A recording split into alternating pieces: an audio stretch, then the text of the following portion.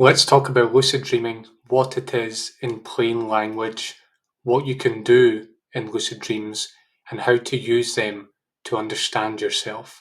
This is another installment in my little series on dreams, so make sure to check out the previous episodes so that you're up to date. This is Deep Psychology. I'm Ross. We blend spirituality, psychology, and self help to shine a light on your inner workings.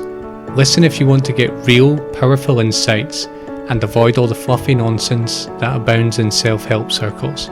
You'll know more about how your psychology works than 99% of people on the planet. Find me on all the major podcasting platforms or head to deep-psychology.com, visited by thousands every month, for tons of free resources. And I'm now on Patreon. I'd really appreciate you supporting the show, and in return you can access exclusive perks. Alright, time for the show. Alright, so to explain what lucid dreaming is, first of all, we should talk about our normal experience of dreams.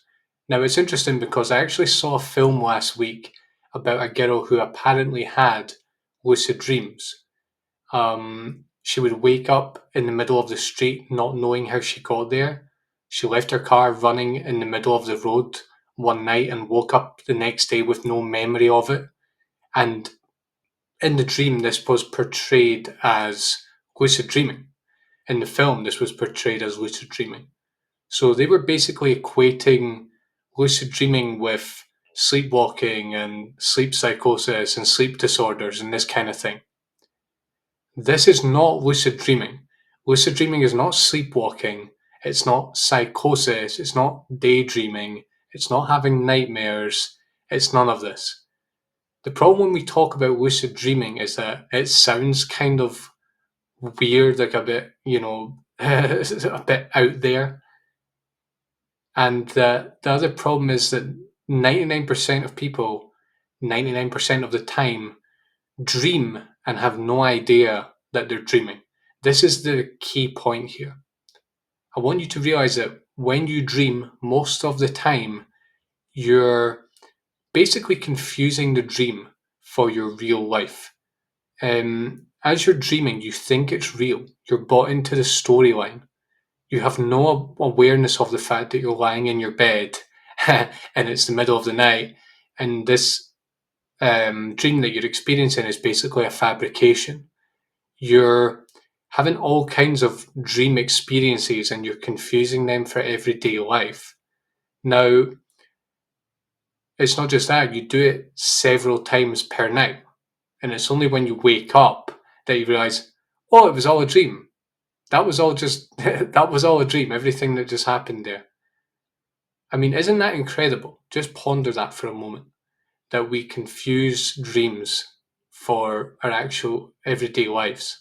Now, it's understandable because dreams are extraordinarily convincing. Sure, weird things happen in dreams, but they're still sort of within the realm of what we understand. It usually comes down to things like objects defying the laws of physics, or things being much larger or smaller than usual, or people's personalities changing, or we're living out situations that we would never usually live out.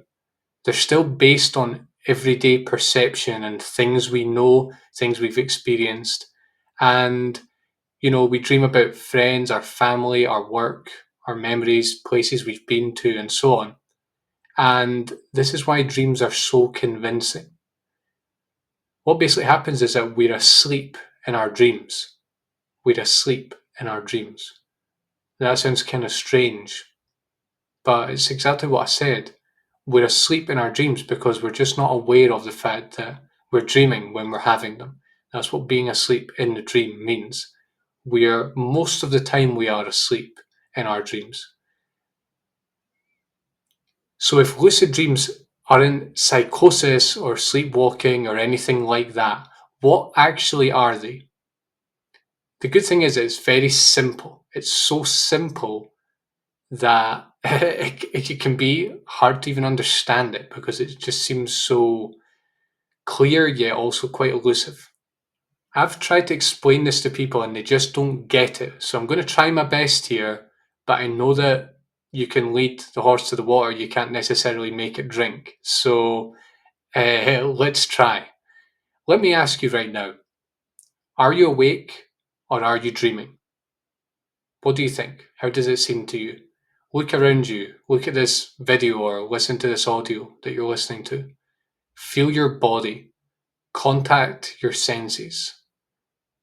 Does everything feel real or does it feel like you're part of a dream? Are things behaving as they usually do in ordinary waking life or are things a bit different? Now, you should conclude that you're awake because, of course, you're watching this video and this video is not in your dream. Most importantly, is that you know you're awake. It's not just that you're awake, you know that you're awake. You can say to myself, "Oh, I'm awake right now. I'm experiencing my life as I usually experience it." Now, imagine doing the exact same thing that we've just done, but instead of concluding you're awake, everything that's going on around you tells you quite convincingly that you're dreaming. And so you're actually aware that you are dreaming. You know that you are dreaming, just in the same way you know that you're watching this or listening to this, and you're in either the environment you're in right now, you're hearing the sounds, you're feeling your body, and so on. In the same way, you can know that you are dreaming. That's what lucid dreaming is. It's dreaming and knowing, just undoubtedly knowing that you are dreaming. So in a lucid dream, you look around you, you see people, you see the place you're in, you hear the sounds that are around you, you feel your body, and yet you know that it's all a dream. Now, you might think this is weird, but think about it like this. What I just said, if you dream like 99% of people do, basically you believe that the dream is real, as real as your everyday life. The dream isn't real. It's not real in the sense that it's like everyday waking life. It's really like a fabrication. Think of it like this. You mistake your family and your friends in the dream for your actual family and friends. You might even mistake your children in your dreams for your real children, and so on, until you wake up and, of course, you realize, oh, it was just a dream. Isn't that weird? Now, you're telling me if you think lucid dreaming is weird, lucid dreaming, you know that you're dreaming. You know that the people you're seeing aren't really real, they're just part of the dream. What's weird is actually not being aware that you're dreaming, if you think about it. It's kind of like, it would be kind of like acting in a film or in a play or something, and truly 100% forgetting that you're acting. You've completely forgotten about the fact that you're playing a role and that what you're doing isn't actually a real thing. You're not that character in real life. That's what you're doing when you dream and you're not aware that you're dreaming and you take it all to be very real. So we have to be careful when we think that lucid dreaming is a bit strange. I mean, how on earth do we not realize that it's a dream, given that a lot of the things that happen are a bit, they're still within what we can understand, but they're strange. Let's be honest about it. And I say this to myself too when I wake up in the morning and I realize, oh, I was dreaming that whole time and I didn't realize it. Because when I don't do my lucid dreaming exercises, which we're going to talk about in the next video, I can't lucid dream and I'm basically just doing what I've always done. Now, some people can actually lucid dream with no practice. In fact, that's typically how they dream. I've only heard of one person who does this. She's actually in my family, and she was doing it for years without even knowing it, because it was only when she shared it with others that she realized that it wasn't the norm. It, no one really knew what that meant. No one could relate to it. And then she realized that it was actually very unique what she could do. So that's what lucid dreaming is in a nutshell. But that's really just the beginning. That awareness, that knowing that you are dreaming when you're dreaming, that is just the beginning. Imagine waking up in an alternate reality where the rules are fundamentally different. It's almost like being in a video game where you have all your senses and your body as usual. It's like you are still you still have your body, you still experience life in the first person, how you always experience it, except you know that it's a video game. That is basically what lucid dreaming is in the most practical sense, because as I said, the awareness is just the beginning. What we do with that is really, for one, it's fun. For second, it's potentially very transformative. In lucid dreams, the rules are fundamentally different. In lucid dreams, you can fly. You can make things appear and disappear. You can do whatever you want with no consequences.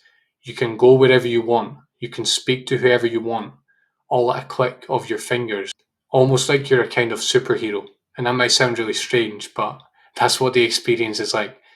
And the most important thing is you know that it's all a dream when you're doing this. You don't confuse the dream for real life, unlike what you usually do. But you can still live it fully, perhaps even more fully than you live in your waking life. Let me tell you a couple of experiences I've had with lucid dreaming. So, I was very skeptical, as I said, about lucid dreaming. My girlfriend actually bought a book about lucid dreaming about 3 years ago, I think it was, and we read it together. And I was like, it sounded amazing and it sounded like something I wanted to do, but it just sounded very, it just seemed impossible to get there. Um, but actually, after doing some exercises consistently, uh, I've developed a bit of skill for it. They've faded in recent times, these skills, because I've been forgetting to do my exercises. But quite quickly, I was able to start lucid dreaming. Um, so let's talk a little bit about some of the things so you get a clear idea of what this is really like. I guess the first main experience with lucid dreaming, because I'm a bit of a newbie with it, is the dream fading. What happens when you're lucid dreaming is that there's different levels of lucidity. Now, when you first start out, the dream feels very unstable. It's like you're aware that you're dreaming, but it feels it feels like the dream is fading and you're about to lose consciousness. And there's things you can do to overcome that, but that's something you're going to encounter a lot if you want to start doing lucid dreaming. Is that you're just going to lose consciousness, and it just takes training. It just takes training, and you'll eventually get there. But that's one of the most common experiences, is that you just have a few seconds and then it goes and there's really nothing you can do. It's too strong for you to hold on to. Flying. I've done a bit of flying in lucid dreaming. Um, Actually, what I usually do is I imagine a place I want to go to and then I fly there. And I literally mean flying, like you feel like you feel like a superhero and you can look down and watch the world rushing past you. And yet you know that you're absolutely safe in the end, because even if somehow you hit against something in the dream world, you're not going to die because it's just a dream. So it's wow, it feels very freeing. It feels like a lot of baggage getting let go of. Imagine being able to fly. It's almost like the feeling you get when you're on a roller coaster. It feels like so exhilarating, and a lot of your tension just gets cut away because your body is liberated, and your sense of gravity kind of goes. And yeah, it's quite amazing. And you might not believe it until you've actually done it, that it's possible. But it's possible, and it's actually very normal among lucid dreamers to fly. I mean, why not? Traveling. So, as I said, you can go wherever you want in lucid dreams. Now, I've actually not been to that many places because I just don't have this solidity yet. My dreams aren't lucid and stable enough for me to do that. But I have traveled to places. I remember I imagined once I wanted to go to like an old Spanish town, and lo and behold, I started flying and I arrived at this place.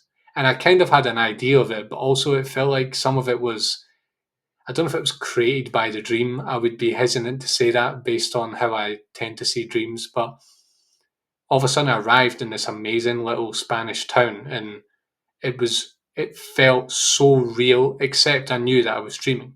So yeah, it's in one sense it's amazing. In another sense, it's not because it feels like it very much feels the same as it would feel if you were to just visit a place in real life.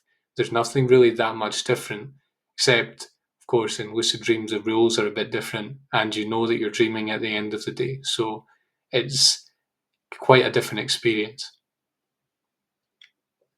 I guess the most interesting experiences I've had is with manifesting. What I mean by manifesting is literally you can imagine people and objects into existence. Like literally almost at the click of a finger. If you imagine an old friend or you say their name out loud, chances are they're going to appear in a few seconds in front of you. I'm not kidding. This is what happens. Actually, there's an old friend of mine who I feel like things didn't end in a good way, and we've not been friends for over 10 years now. And I wanted to see him again because I just wanted to speak to him and to say I was sorry and to say that I don't know what happened, and we could blame each other, we could blame whatever, but I just wanted to say that everything was forgiven and I wanted to move on. And I literally imagined him, and I was imagined him in my mind. I think I said his name out loud, and I walked around the corner, and he was sitting on some stairs, like just waiting for me to speak to him. And I remember I just burst out laughing at that point because I think that was the clearest example I'd had of manifestation. And I guess it just seemed very weird to me. It was like, how can that be real? How can that be true? But if you remember what I've been saying in this series, is that you're actually creating your dreams anyway. The problem is that you're not aware of it. So manifesting isn't something that you're not doing already. It's just something you're not doing consciously. So if it seems weird, don't worry because it is definitely a thing. Uh, and you're already doing it in a sense. And finally, I guess to bridge into the next section, expressing repressed desires. This has been a very important one for me. I just, in dreams, I feel like I tap into a more primal part of myself, and it feels like I'm reintegrating sort of the child in me and sort of the part of me that just wants to like do pure exploration. Like when I'm in dreams, I often just like run or I fly or I just start, saying random things, whatever, just acting very spontaneously. Now, this is takes us into the next section of why do we want to lucid dream? And this is part of it. Other than the fact that it's fun and it's like being in a video game, as I said, with your full body and personality and speech and everything, but you know that it's just a video game. You're not confusing the video game for everyday life. It is very good for reintegrating repressed personality traits because, as we've been talking about in this series, dreams are an expression of your repressed personality traits, both things we might call pleasant, things we might call unpleasant. So once you realize that what your repressed traits are, you can then use lucid dreams because the rules are different, like literally the rules of physics are different and so on. And because there's no consequences for doing anything. You could smash up, you could go into a mansion and just start smashing it up, and nothing's going to happen because it's just a lucid dream. You're not actually smashing up a mansion, but that smashing up might, you know, help you reintegrate your repressed anger. So basically, my advice there is if you can lucid dream, is to look at the repressed personality traits you have and bring them out in the dream and really feel it, really feel it, really try and reintegrate it.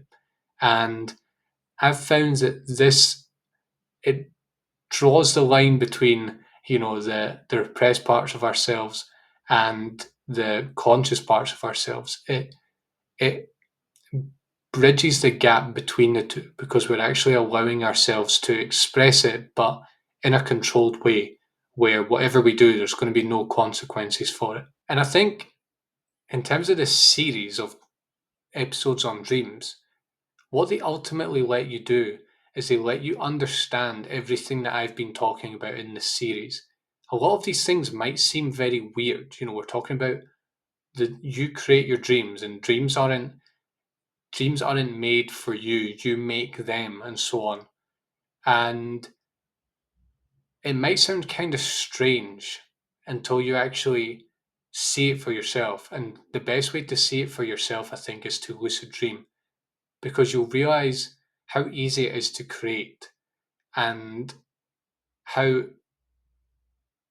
therefore you've basically been doing this the entire time, but you've not been aware of it. Lucid dreaming makes that process conscious, and it means that you'll understand your dreams very differently from then on, which I think, in terms of psychological growth, self understanding, is just absolutely priceless. Okay, so stick around for the next episode that's coming in a few days. We're going to be talking about how to lucid dream, in terms of how do you train yourself to lucid dream. It's a training process. You might think that you're incapable of doing it, you might be skeptical. Just bear with me, use the strategies I tell you, and I promise you'll start lucid dreaming in no time, as long as you're dedicated enough. All right, I'm calling it a day for now. Thank you very much for listening to this episode. Do support me on Patreon, that is a massive help for me. Check out the website deep-psychology.com. Make sure to subscribe to me on whatever platform you love, and I'll see you soon for that next episode.